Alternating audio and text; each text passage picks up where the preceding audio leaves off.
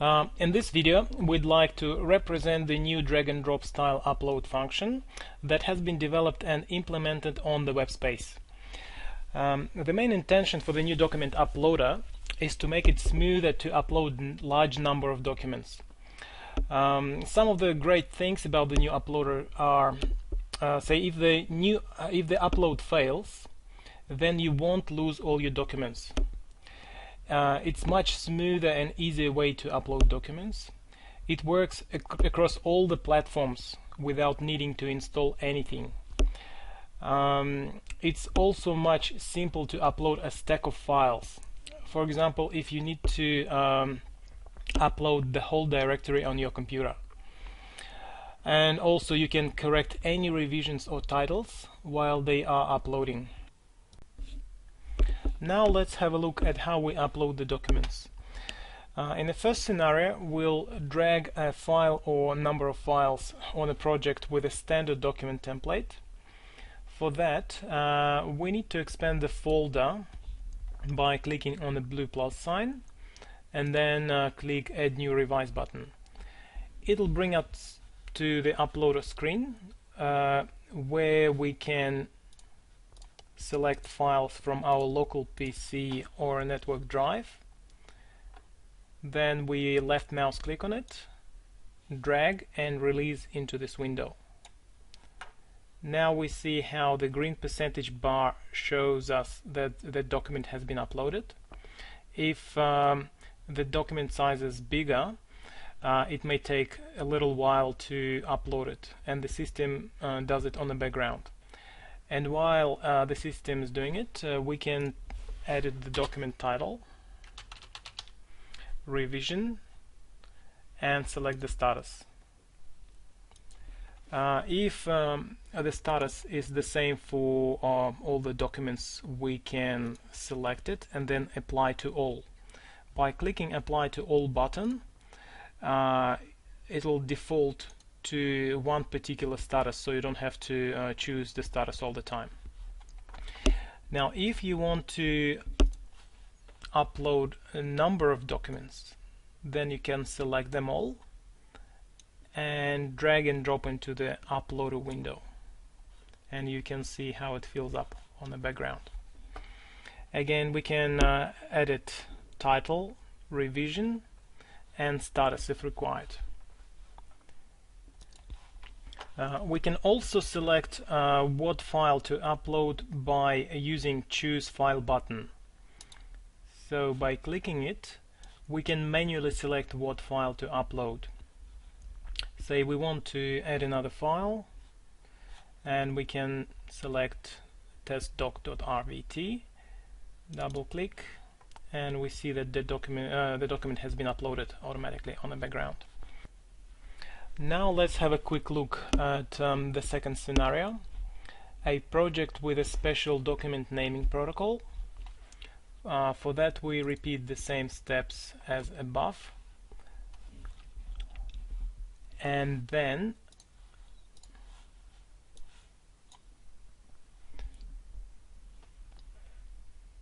we specify the categories required for the correct title. In this case, we have to choose a particular category.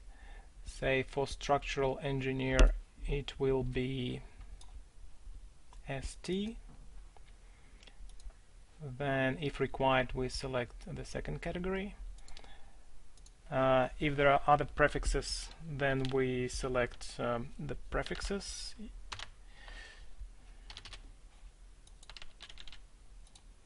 And if required, we edit the document title as well. Revision, and check the status is OK, and then we hit upload button. Okay, let's go back to our project called test. Now when we have drafts pre-uploaded with the correct titles, revisions, and status, we move them to uploaded. For that we have to click upload button. Once we've done that, the documents appear in folders and ready for review and download for other people. Before that, they are not showing up on any page or folder. We also have to select people who we want to notify on the left hand side, and also put a message.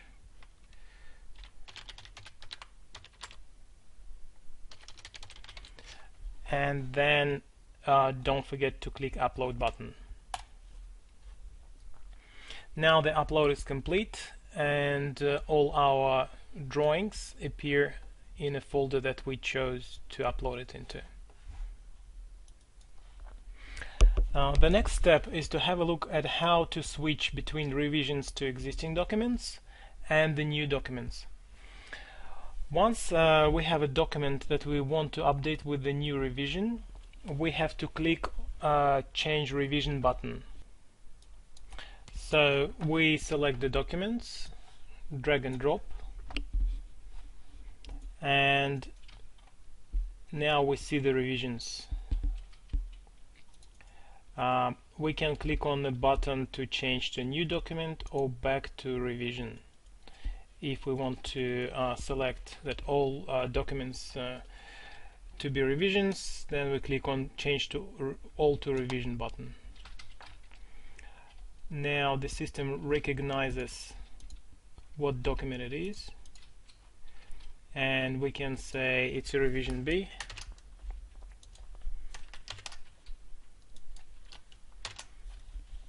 and then hit upload. Yeah, don't forget to specify what person you want to notify. New revision, upload, and now we see that we have drawing 1, 2 and 3 with a revision B. So if we click on the revision column, we see two documents, the original one and the one that we just updated with a new revision. The upload process identifies that the file is a revision rather than a new document. Say if we have files drawing 1, drawing 2 and drawing 3 already uploaded into the folder, say into the folder electrical, and we want to update those files with a new revision C, then we select this revision C from our computer and upload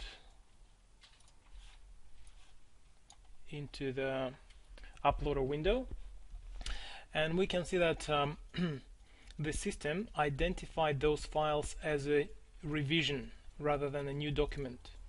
So it picked up drawing 1 revision B, drawing 2 revision B, and drawing 3 revision B. So all we have to do is to change revision to C,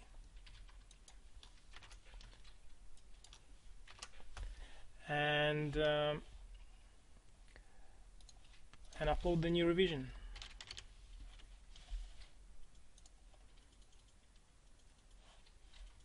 So now we can see that drawing 1, 2 and 3 are revision C files. Another interesting feature of the new uploader is that it can identify the extensions of the file name as a revision. For example, we want to upload a file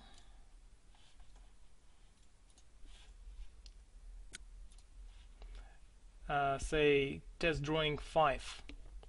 So we select it, drag and drop, and we see that the process picks up the test drawing as a title and number 5 at the end of the file or file name.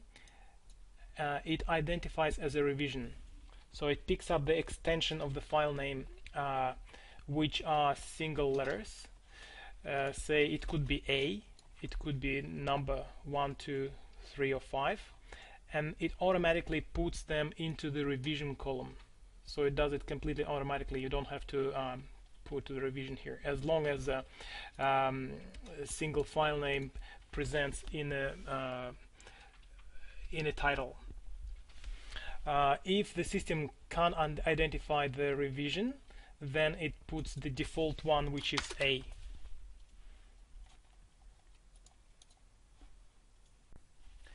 Another great feature of the new uploader is that it recognizes the file names. So if you have PDFs in DWGs with the same names, you just drag and drop them